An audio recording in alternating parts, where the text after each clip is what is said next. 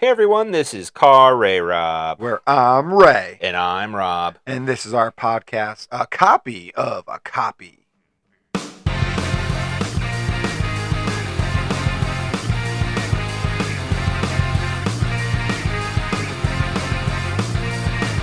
A copy of a copy. A copy of a copy. A copy of a copy. A copy of a copy. A copy of a copy. A copy of a copy. A copy of a copy. A copy of a copy.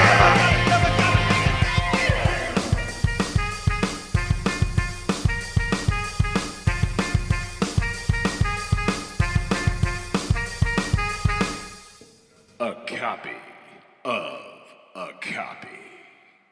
Welcome, everyone, to this month's episode of A Copy of a Copy. Before we get into it, Rob, just kind of remind everybody what we're trying to get done here. Absolutely. On A Copy of a Copy, Ray and I look at remakes of various kinds and Yes. try to maybe decide what type of remake they are, why they were made, if they should have been made at all. Right. So, and we've done a pretty good job of finding a lot of different ones. Yes, or at least, we're calling them different ones. We're definitely, naming these types of remakes on Yes. our own. This is our own creation. Copyright. Yes. Car Ray Rob, copyright. And we're kind of doing a new one here this time. We are, and like I said, we've had a pretty good job of finding some various different kinds of remakes, and I think we have one today that we have not done yet, and we are calling it the spiritual remake. Because it's about ghosts. I'm not afraid of no ghosts, And you shouldn't be.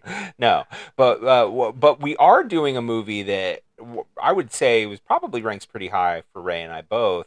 Yes. Because we are for our spiritual remake, we are watching The Good, the Bad, and the Ugly. The classic, 10 stars. Exactly.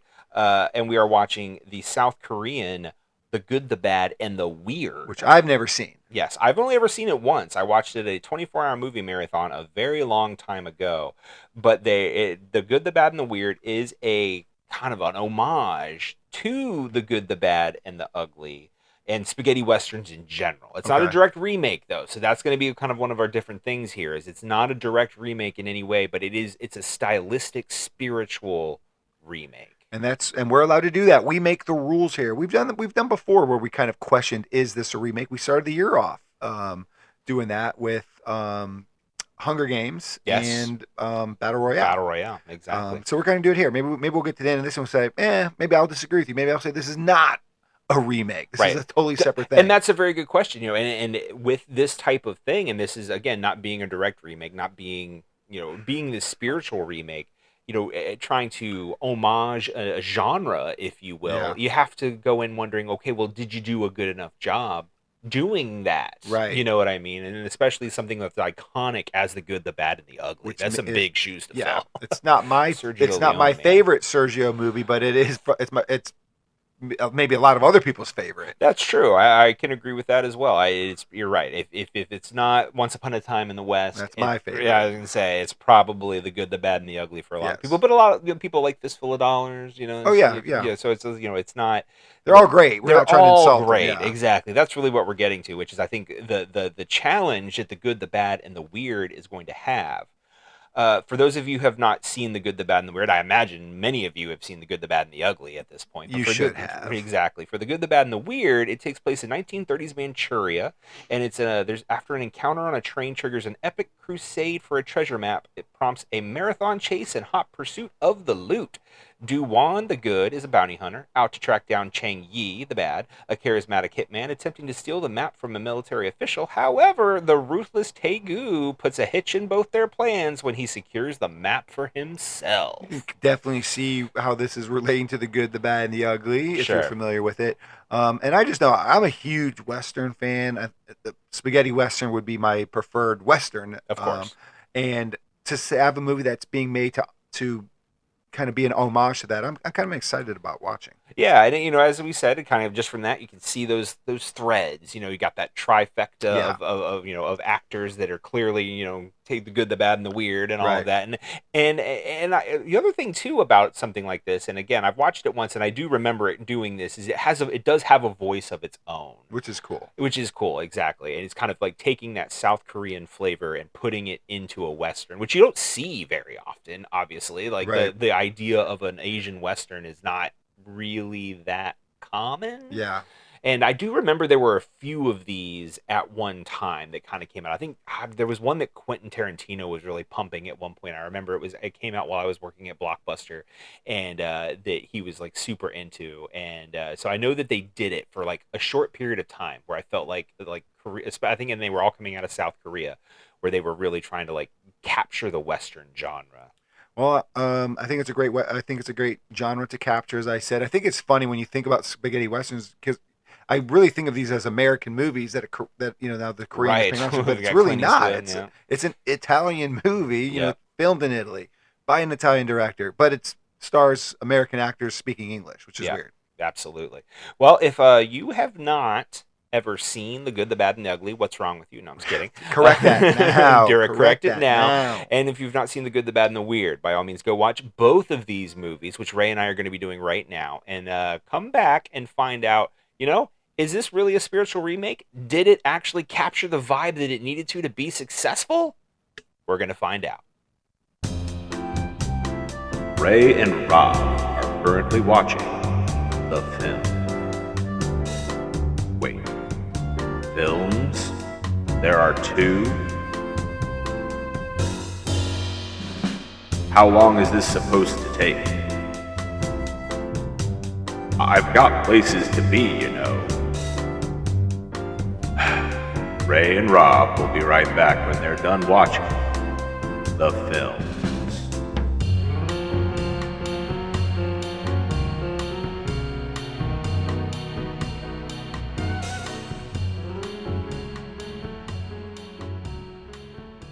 All right, we are back, and those are a lot of movie, Rob. That was a lot of movie there. That was a lot of movie. That was what, 5 hours of movie? Good 5 hours. Yeah, that was a lot of movie.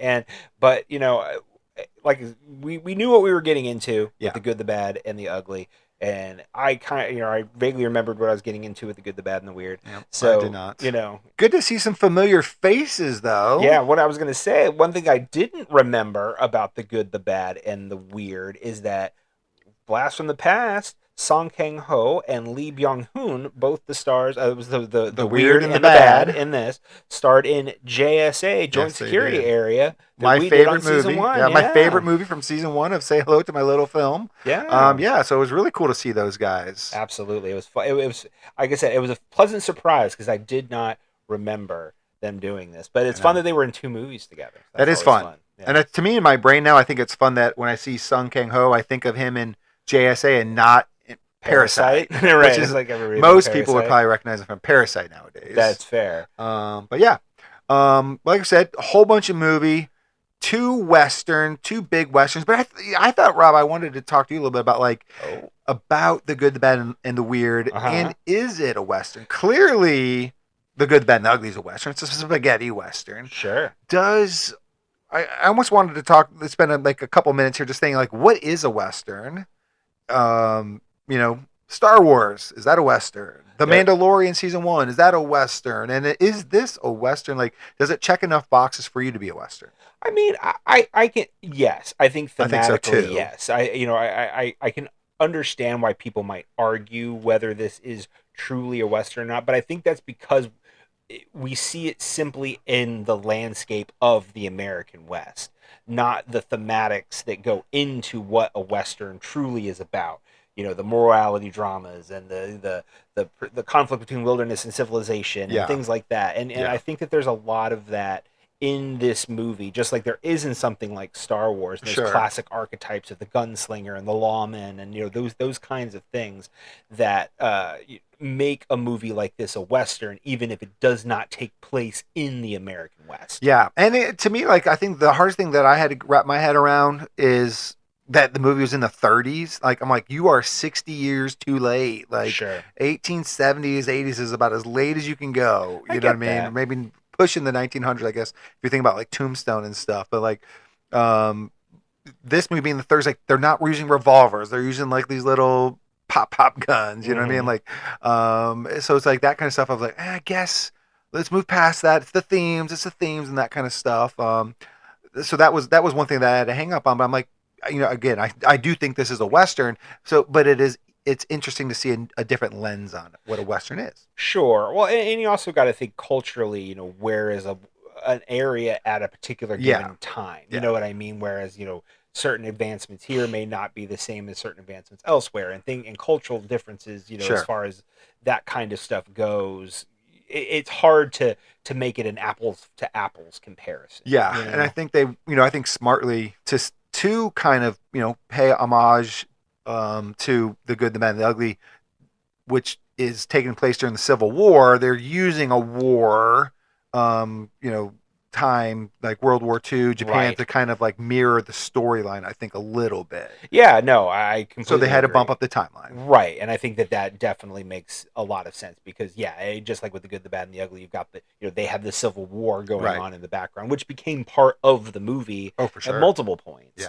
Yeah. So I think having that, same lens here in 1930s Manchuria, it did what it was meant to do. Yeah. Now, I will say some things. I don't want to necessarily say these are Western things, but maybe they're Sergio Leone things, where, like, this movie is very clean, The Good, the Bad, and the Weird. Sure. It's shot beautifully, which is, similar, obviously, for both movies.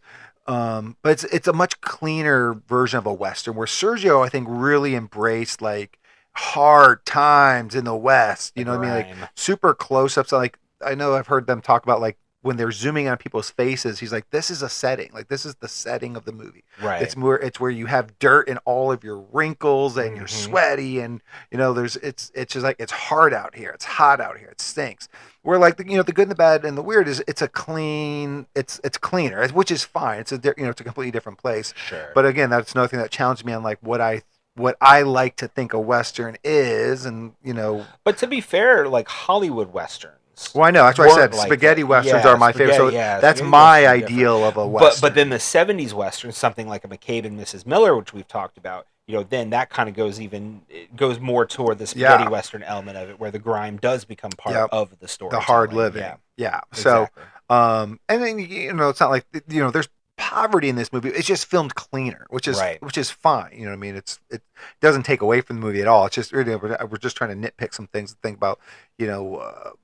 Does it, justifying itself as a Western? Again, I think it does. I just like pointing out some of these differences that people might, you might watch this movie at first and be like, not think of it right away as, is this a Western, or what is triggering me to make me think it's not? So. Sure. I get that. Well, let's talk a little bit about some of the things that are the same. So, as we said in the intro, both movies revolve around three characters, where one is the good, the bad, and the ugly, and the other is the good, the bad, and the weird. And I do think that while for large parts of the movie are different, the main storylines, there's the kernels that are the same. So obviously both movies revolve around the quest for a treasure. One is just Civil War era gold that's buried with in a soldier's grave, right? And then the other is whatever this treasure is from the King Dynasty that they're trying to MacGuffin of the movie, right? Exactly, that they're following this map to get to. So, and I think that's a very Western trope. Sure. Treasure maps, right? Treasure maps, gold, looking for that kind of thing, questing in that way. I think that's definitely riding through the desert, right? Exactly. And one thing that I think that both movies did that I like a lot is how The Good, the Bad, and the Ugly really does center so much on the relationship between Blondie and Tuco. Yeah. I think Clint Eastwood and Eli Wallach are just absolutely fantastic together. They play off each other so well. And I think The Good, the Bad, and the Weird has the same thing, where you have Tegu, the weird, and Duwan, the good. And a lot of the movie does center around their relationship. It takes them a little bit to get together, maybe a little bit longer, I think, than The Good, the Bad, and the Ugly. But once they do, that's the central kind of anchor of the narrative, is their relationship and their questing to this map. Yeah, and in some ways, I don't want to like jump the gun and talk about the ending, but like to me, I think one thing I didn't care for at the end is that they turned on each other so easily in The Good, the Bad, and the Weird. Oh, because again, another thing they have similarities. The movie's going to end with this triangle gunfight, right? Which both do. Yeah, but in The Good, the Bad, and the Ugly, like there's really Blondie and Tuco at that point. Like I don't feel like anybody thinks they're going to shoot each other. So it's like, I'm not sure if this is the best idea, Angel Eyes, because I feel like it's 2-on-1 and you're in trouble here. where like I respect that the good, the bad, and the weird didn't want to do that. Right. You know what I mean? And I like I like how they separate themselves from that and by them all three killing each other. But it does mean that essentially the good turns his back on the weird. Really quickly, and it's based on this finger chopping thing and stuff. Sure. But and I was like, I like when they're friends. That's what works. I want like, everybody to don't be shoot friends. your friend. Right. So how did you feel about them turning on each other? Though? I think again, since they wanted to do something different, I think it was fine. And the funny thing is because obviously there's like that little credit sequence too, where it's they show the changing of the poster, and so that both the good and the weird live. And Taegu is now, his bounty has been raised, and now Daewon is, Duwon is now going to chase after him more. Right. So their story is going to continue a little bit. So like it's almost like I want to see what the sequel's like. You know what I mean, or something like that. Because they do that, I think it's okay. Mm-hmm. Like if it was like the good kills the weird along with the bad, I think I would probably agree with you. But because they both survive this and only the bad truly dies, I'm actually okay with it. Yeah, they got to it a different way. Yeah. But you're right. I think they're both movies are kind of based off this. And I mean at the end of the day, I think both movies revolve around how much you like the ugly character and how much you like the weird character. Right. And both performances I think are really, really fun. Like I will say Sang Kung Ho, I wasn't sure if I was liking his performance early on, and he grew on me. He turned into like a tumor where I'm like, no, I really enjoy him. I'm really enjoying this performance now. Where at first I was like, I don't know, you're not living up to what I think of this movie. Well, and that's kind of so this is a very interesting dilemma in something like this, because so Eli Wallach is the ugly and Sang Kang Ho is the weird. Is the weird. So they're two different characters. For sure. Oh, for sure. And I think that's one thing that I really did appreciate about both movies is they realized, okay, we're renaming it something different. Yeah. So these characters need to be different. Yeah. Taegu can't just be Tuco. No. So they did a really good job in differentiating those two characters, and I agree that I really enjoyed Song Kang Ho's performance in The Good, the Bad, and the Weird in its own right. Yeah. And not even like comparing it to Eli Wallach. Right. No. Yeah. That's what I'm saying. I just think at first, not I wasn't necessarily trying to compare it to Tuco, but I just felt like it was maybe the weird guy was too silly. Right. And I was like, man, to be like this wanted killer. But he's the weird, not I know. The but ugly. he's like it almost at some points didn't feel like he was really capable. Like they were, but by the end of the movie, you kind of explain like that's a side of him that he's left behind. Right. Like he's purposely not that evil guy now. Right. But it's the trap of this show. Watching a movie watching The Good, the Bad, the Ugly, Good, the Bad, and the Weird, like you're gonna put those two things in your mind. Well, just being in a Western, even not even comparing. Right, I'm like, man, I want a real gunfighter. I don't want some silly clown who's just like lucking himself into some wins. You know what I mean? Sure. But again, like it grew on me. So that's first 30 minutes Ray talking, and then last 30 minutes like, no, let it play out. It works. It's great. Yeah. But again, like Tuco is amazing. Like that whole performance, and really, I think he kind of makes or breaks The Good, the Bad, and the Ugly, because one thing I'll say about The Good, the Bad, and the Ugly is like they're not really developed characters in that movie. Like it's like if you're not into Tuco's story, and he's barely developed. I mean, his only development scene is when the scene where he meets his brother, and then the scene after that where he talks about like, kind of pretending that he had this good life, and it's not true, and Blondie sees right through it, kind of thing. You know what I mean? And you get nothing from Blondie. You get nothing. You get literally nothing. So,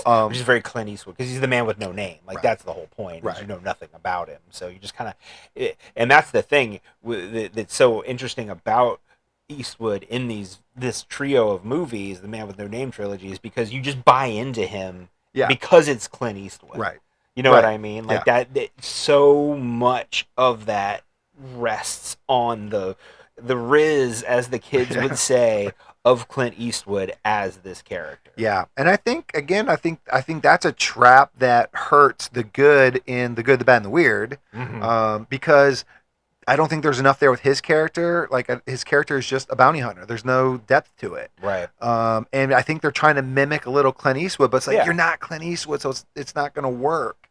And to me, it doesn't really work, but it doesn't end up mattering. But like his character's just there's nothing there. There's really nothing to like about him.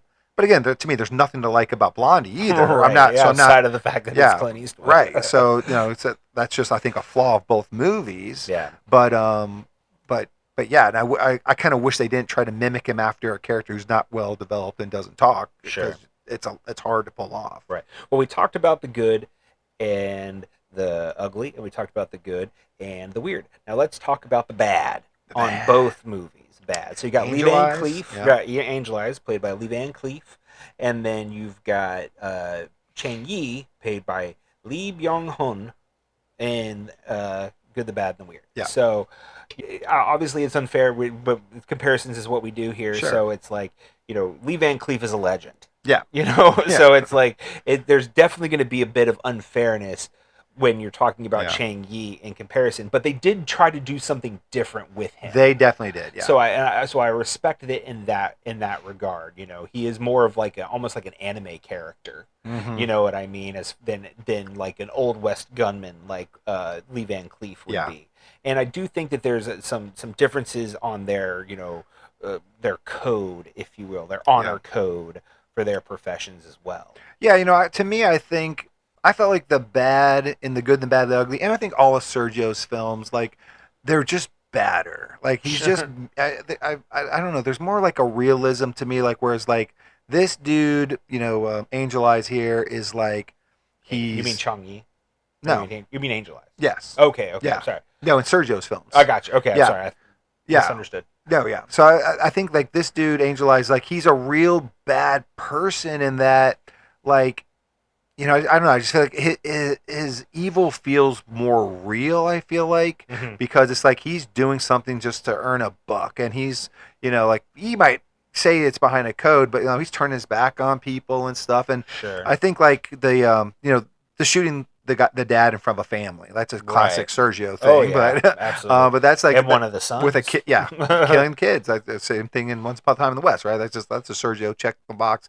But then I think also equally like I think the hard scene is like when he's beating up when they're in that civil war the northern camp and they're beating up the ugly behind the music. Yeah. And everybody knows the music's only playing because somebody's getting like tortured inside. Right. I'm like, that's classic evil. Yeah. Where I feel like the bad in the good, the bad, and the weird, like I feel like he's like too cool. Like his bad is bad, but like when his best killing scene, I think, is when he kills the guy who like his employer. The employer. Yeah. And I feel like the employer like tricked him and like sent multiple people after this map. I feel like or like set him up too. Mm-hmm. And so I feel like it's like I think it's a justifiable revenge, so it doesn't like feel as bad to me. I don't know. Yeah, I think I can understand where you're coming from too. Also because he reads younger than, let's say, Angel Eyes does. So it almost comes off like a punk kid kind of situation. Yeah. You know what I mean? Yeah. Swoopy hair, cool dress. Yeah, the anime characters you were saying. Kind of like he's like Cowboy Bebop or something like that. And so I can get it. I can get that where it plays differently, but that's also a cultural thing. Again, kind of going back to this whole Asian inspiration for, the good, the bad, and the weird, and especially at the time, like in 2008 and stuff like that. I think that this is kind of, the bad specifically is very much a snapshot of like what was kind of going on at that moment. So I think that's why they played it the way that they did. What was going on at that moment? Like I said, just like the way that people dressed, and like I said, like the Cowboy Bebop thing, and like the anime obsession. Not the anime hadn't been around, but you know what I'm saying. Like I think that just it felt very much like this is what this character should look like. Yeah, I definitely felt like they were trying to do something different. They were trying to make him stand out for sure. Yeah. Yeah, like I said, I don't know. I guess you don't fear him, or I didn't. Like I fear Angel Eyes. Like he could turn his back on you at any moment, kind of thing. But again, like I thought it was fun. Like so, one thing I feel like I'm trashing on this movie. The set pieces. Let's just go there then, because like that is something where the good, the bad, and the weird like blows the good, the bad, and the ugly out of the water. And obviously that's part of due to the times. But like that gunfight scene at like what was it called, the Ghost. The Ghost Market. The Ghost Market. Yeah. That was amazing. Oh, yeah. That was insane. Like when the good is like shooting the wires and whipping him self around the whole market. Like that stuff is super fun. Like the whole movie, really, all their set pieces were super fun. Yeah. Really well thought out. Like basically their gunfights were like Korean / Asian like fighting scenes. You know what I mean? Like a Jackie Chan movie, but with gunfighting instead of like kickboxing or whatever. So beautifully shot and that's up and super fun. And really like The Good, the Bad, the Ugly doesn't really have big old set pieces like that. Not many, no. I feel like the biggest set piece is probably the biggest set piece is clearly the bridge scene with the Civil War battle, like for obvious reasons. And they had to shoot that twice. What did they? They blew the bridge up when the cameras weren't rolling the first time. Oh my god! I actually did not know that. Yeah, Sergio had to fire the guy that gave the wrong signal, and then I guess the army there, that was a real army, and they I think the story goes like they're like we will we'll rebuild the bridge, but like you have to hire that kid back. Like it was an honest mistake. So they did, and then they reshot it. But I mean, they didn't reshoot it because they didn't shoot it the first time. Yeah, I get it. Yeah. But and then also the town sequence with the cannon fire. I think that's the funnest set piece that The Good, the Bad, and the Ugly has. Absolutely. So one thing, set piece is just the overall vibe with The Good, the Bad, and the Ugly is the time that Sergio takes with everything. Like long pauses, long shots. Yeah. And his movie's an hour longer. Right, and it's an hour longer, and it's bloated. You could make the argument at times that it is bloated. Yeah. And it everything moves a little slower. Yeah. But it is kind of like some of it's for tension's sake, and it's very effective in its own way. Yeah. Whereas The Good, the Bad, and the Weird, I mean, it just goes. Right. So you open with that train sequence. I mean, that's a massive set piece. Yes. And it builds from there. Yeah, and I think it was a super fun way to kind of just get those characters going. Where like, Sergio kind of does each character one at a time. Exactly. It's like, this is who the good is, and this is what's fun about him. This is who the ugly is. This is what's fun about him. Where this is like, he doesn't name them like Sergio did, right? Which I think you could have done without it being too on the nose, and still been the nod. But it's not needed. It's pretty easy to figure out. But he throws them right in the water right away. And I think that's definitely a strength of the movie. I love when Sergio takes his time, but like, sometimes in The Good, Bad, Ugly kind of feels like a Ben Stiller movie. Like, oh, what can go wrong now? Like something goes wrong like 2 seconds. It's like, hey, Blondie and the Ugly and Tuco got out of a bad situation. They're finally free. Then 2 steps later, like, oh, they're caught again. You know what I mean? So it's like, okay, here we go again. Absolutely. But I agree that they use that train sequence in a really great way to set up all 3 characters, and get them together. And quickly. Even some of the surrounding armies, like, oh, right. You know what I mean? Yeah. And they, and using some of the great, going back to whether this is a Western or not, some of these tropes, like some of the gags, I think of the mirror gag with The Good and The Good, the Bad, and the Weird, where he like uses the mirror to like, use the glare. In the mirror to like get in the guy's eyes or whatever, stuff like that. It's stuff you definitely would have seen Clint do, in a movie, right. And I think using those little things, those little devices were really effective in tying this to the homage of a spaghetti western. Yeah, totally agree. I think they're super fun. One thing I think of is, they kind of have in The Good, the Bad, and the Weird, you have the good dragging the weird through the desert, like tied up. And in The Good, the Bad, and the Ugly, it's flipped, where the ugly is dragging Blondie, the good, through the desert. Yeah. And I think that's a really interesting comparison of like use of time. Like when that in The Good, the Bad, and the Ugly, that is like a 10-minute scene of them dragging through the desert. Right. And he wants you to feel like as tired as Clint Eastwood's character is. Yeah. He's got like boils on his face from being sunburnt so bad, and he won't get water, and this is like the worst thing, he's gonna die out here for sure. Where in The Good, Bad, and the Weird, they're like, we're going to do the homage to it. What's happening, but we don't need to spend 10 minutes doing this because we don't want to make a 3-hour movie. Right. Where I know I'm like, well, I appreciate both. You know what I mean? I'm like that we're able to kind of get through that. But, it's that use of time and like that use of how you're going to use your set pieces that, it's an interesting, completely different side of the coin. Yeah. These 2 directors did it completely different, but, equally fun.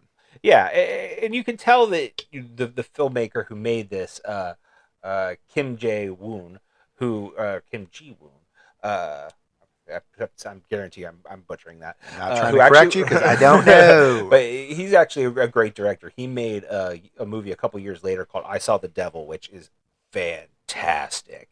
But anyway, you could tell he really loved spaghetti westerns. Yeah, You know what I mean? And I think that's one of the things that I appreciate most about The Good, the Bad, and the Weird is that it's not afraid to wear its like its influences on its sleeve. Yeah. But it does, create its own voice, like I think I said in the intro section, and it's what I remember from watching it, all those years ago at the 24-hour movie marathon. Is it has a voice all to itself, and I think a lot of that comes through in so the way that it does use certain set pieces, set design things, like where they're using more Asian inspired fabrics and color schemes and things like that I think really give this movie a personality that jumps off the screen in a lot of ways. I think, was it last month when we watched Sideways and Setowaizu? Mm-hmm. And I almost kind of feel like when we watched Setowaizu, at least for me, like that movie felt so bland because there was no Asian influence on it. You know what I mean? It didn't feel like it was really doing its own thing. It felt like it was almost too closely like just setting itself in Sideways' world. Right. Where this movie like doesn't fall into that trap of like, we are doing an American Western with art, this is its own take, which is interesting. I think I said in last month's episode, like, man, I wish Setowaizu was placed in Japan and maybe they weren't doing wine tasting but sake tasting or whatever. Right. Something equivalent but different. And The Good and Bad, the Weird doesn't fall into that trap. They are different. It's a perfect homage. You know what they're getting at, but it's different. Yeah. And another thing that I do appreciate about The Good, the Bad, the Weird is that and this is not even remotely a dig at Sergio Leone in any stretch, but those movies take themselves rather seriously. Oh, sure. You know what I mean? Like, and not in like a negative way. It's just they are perhaps a more serious movie. Whereas The Good, the Bad, and the Weird doesn't take itself too seriously, but it's also not parody. And I think that's a really good distinction. Which is weird because when you go to IMDb, it has parody listed. Which is I'm weird. like, I don't know. horrible. I do not believe this is a parody. I don't anyway. either. Because when I saw that before I started the movie, I was like, oh no, really? Yeah. And there's some comedy in it, which there's like really almost no comedy in a spaghetti western, at least Sergio's. But I would not call it parody at all. You know what I mean? So I feel like that is bad. So I totally agree with your point. One thing I was going to talk about was, I think when you talk about remaking, and this is not a direct remake, we've said that, but The Good, the Bad, and the Ugly, like one of the most famous things about The Good, the Bad, and the Ugly is the music. Like, right. Probably the most iconic, probably the most iconic music like that. It's up there. Yeah, it's up there with John Williams' Star Wars score. It's right up there in top 5. I mean, like that with when Tuco is. Yeah, or when Tuco's running through the cemetery, like that music, like you'll hear that in just car commercials. Like it's used everywhere now. Sure.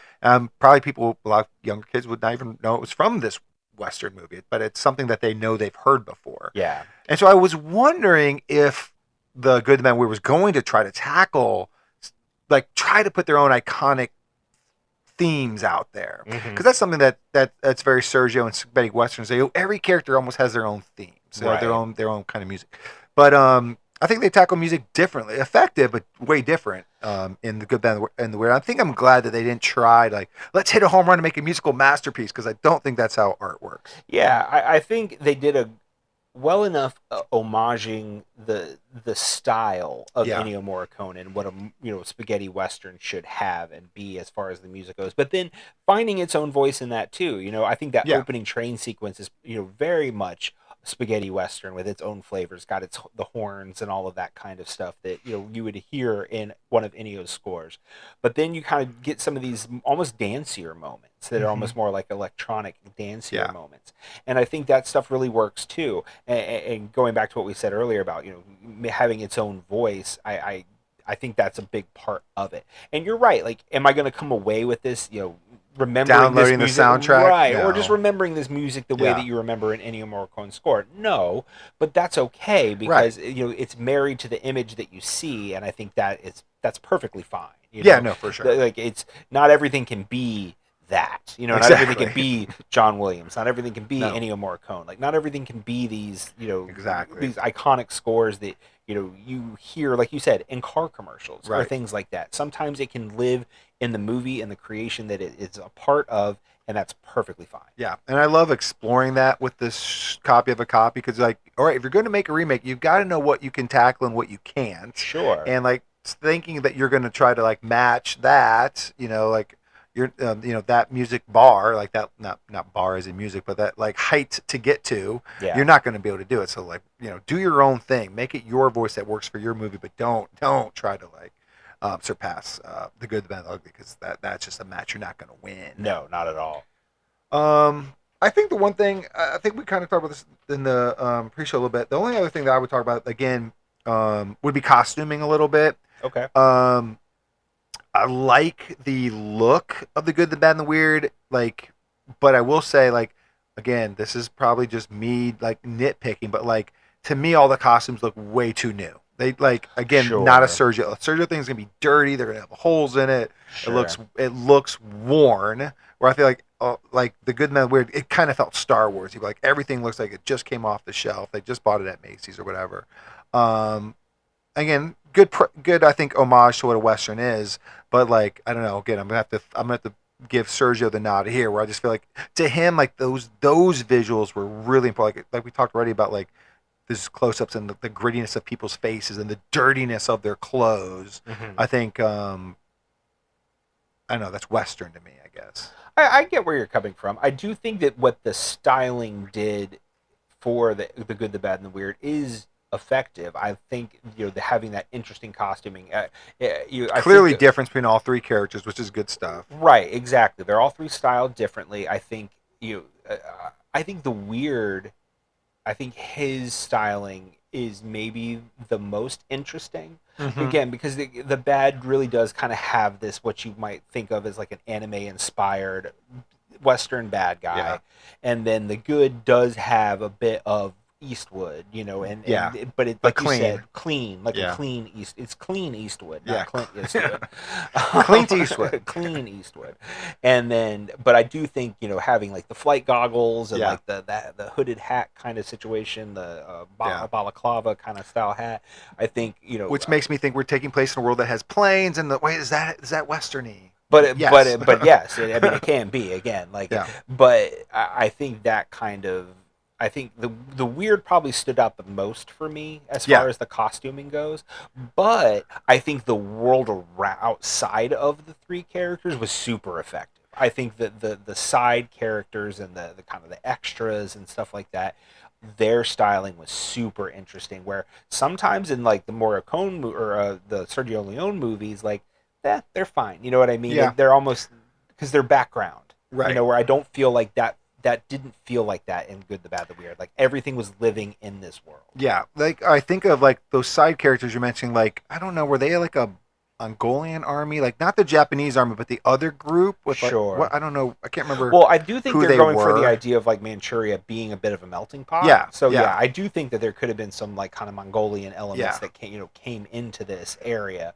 because there is like the big guy with the hammer. Right. Is what you're thinking. Yeah. And then his second guy, and they wore like a lot of stuff that like jackets with like the lamb cloth like cuffs and stuff. Mm-hmm. I think one guy's was like bright purplish or dark purplish and stuff. So I'm like super cool, super interesting. I love seeing it visually. I guess what I would think, like, is this historically accurate or is it just cool? Like even the bad stuff, like the bad, like his suit, like it looked super cool. It almost looked like 80s to me, like not 30s, but just because of the fit. Sure. But it's like, but I'm like, I think I'd rather go interesting and do that than accurate and then make the guy look like he's wearing baggy clothes. You know what I mean? And that's probably true. Yeah. I think of, obviously completely different movie, but I think of something like Tombstone. Right. Tombstone, they probably went to painstaking lengths to make sure that all of the clothes that everybody wore was as close to historically accurate that they could get. And you're right, like the fit isn't like the bad here. Yeah. But, I agree. It was a stylistic choice, and it works for what this movie is. For sure. While this is, a Western that takes place in, 1930s Manchuria, it's also almost a fantastical world as well. And I think you kind of have to balance those two ideas in your mind at the same time. All right, Rob, I think we're kind of maybe narrowing in on an ending to the conversation, but I don't think we can end the conversation until we really talk about why we do this podcast, and we're thinking about why they make this remake. So, like, we questioned at the beginning, is this going to be a remake? Or are we going to qualify it as that? We called it a spiritual remake. Do you think it qualifies as a spiritual remake? Is it close enough? And is this a Western? And like, how do you kind of feel about these two movies at the end of the day? Well, first off, it's definitely a Western. I'm definitely going to, I firmly, this is a Western. It has all the telltale signs of a Western. It's definitely a Western. Is this a spiritual remake? Yes. And it, like, I as I said, I kind of remembered some of it from when I watched it originally, but, rewatching it now, kind of reinforcing some of those memories. Yeah, it's definitely a remake, a spiritual remake, and even like a certain beat remake of The Good, the Bad, and the Ugly, as we've talked about. I think that kind of goes without saying. And what's kind of interesting, we talked about this being a spiritual remake, but another element that really didn't even dawn on me in the before section is like this is a foreign remake of a foreign movie. Because this, you know what I mean? We've done American to foreign, we've done foreign to American, we haven't done foreign to foreign. Right. So like an Italian movie or to a Korean movie. You know what I mean? Like we've never really done that before. So like that's also kind of interesting because I think part of it, which is interesting, is I do think in some regards people consider spaghetti westerns to be an American film. Right. And they're not. Right. You know what I mean? Like they're not. And I think that that's something that is hard for people to kind of wrap their minds around, especially because of it being. What do you mean Clint Eastwood does Italian films? Right, exactly. But I think of Once Upon a Time in Hollywood. Right. When Leonardo DiCaprio goes off to make Italian movies. But either way, but I do think this is definitely a spiritual remake, and I think it's an effective spiritual remake, which I think is the more important question. Where it is, like I said, I think Kim Ji-woon loved spaghetti westerns. Mm-hmm. He made a movie that was a spiritual kinship to Sergio Leone without becoming parody. Right. So like I don't agree with whatever you saw that said parody. Take that off. Remove it. I do not believe that this is a parody at all. I think this is a loving homage stylistically to spaghetti westerns, and I think it's super effective. And I understand why he made it is because he loved it so much, and you can feel that, I think, in every frame of this movie. But what about you? I think I agree both on both statements you made. I think both of these movies are great for different reasons, and I love that they're different enough where they can be, like you said, classified as a remake or spiritual remake, still be a Western, but still feel different. Like, why does Western have to be tied in this small little box? Right. Even though my brain does divert to that, and then it does challenge me for a minute. I love that it's doing that. And me being able to settle and be like, no, it is a Western. It is. It absolutely is. And I think it does some of the, I think I mentioned quite a few things I didn't necessarily care for. I want to make sure I, mention some things I really do enjoy, because as bloated as The Good, the Bad, Ugly is, and it is at times, you could definitely remove 30 minutes of that movie and be okay. Right. This, The Good, the Bad, and the Weird doesn't do that. It pushes through and it gets to the fun parts, and you still kind of are checking those same boxes. And so I feel like that's a correction. We always kind of talk about what are you doing better if you're remaking. Sure, yeah. And to me, I think that's a correction. It's like we don't need this to be a 3-hour movie. You know what I mean? Right. We can still get the same thing done here. So I totally agree with you. I really, really enjoyed it. I think, as we kind of mentioned, I think Tuco the Ugly is what makes The Good, the Bad, Ugly work and what makes it so memorable. And I do think The Good, the Bad, and the Weird, in a completely different way, do as good a job as we've seen in this show as like trying to remake that character. Put a different spin on a character who can be the central character, stand out amongst these Western archetypes.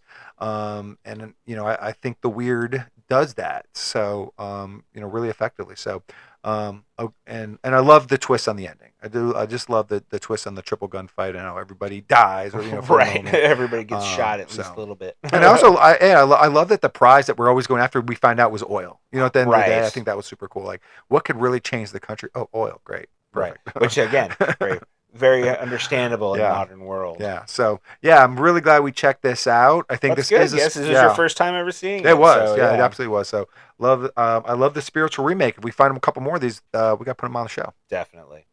All right, Rob. Well, I am super glad we watched both of these movies. It was a lot of movie to watch. It was a lot of movie. But I'm super glad we did. They were super enjoyable in their own right. We are finally done with this episode, but the audience isn't done, and I'll tell the audience right now, it would be really good if they like, subscribe, and review the podcast. If you leave us a 5-star review, we'll read it live on air someday.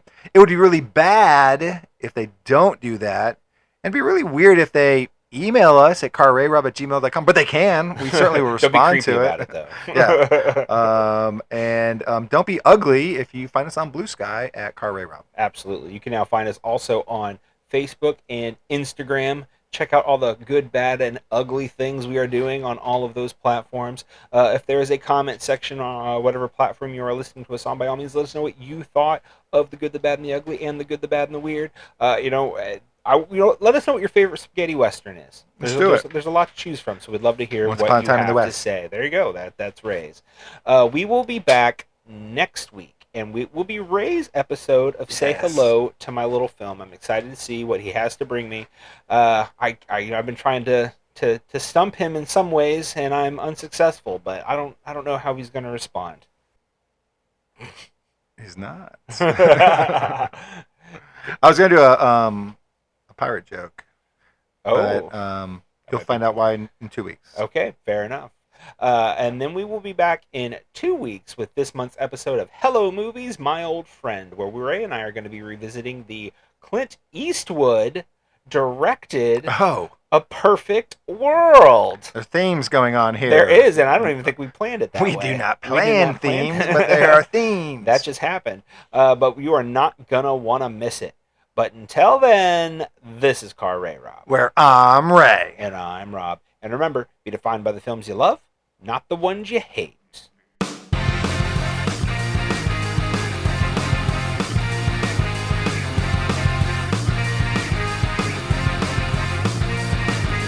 copy of a copy. A copy of a copy. A copy of a copy. A copy of a copy.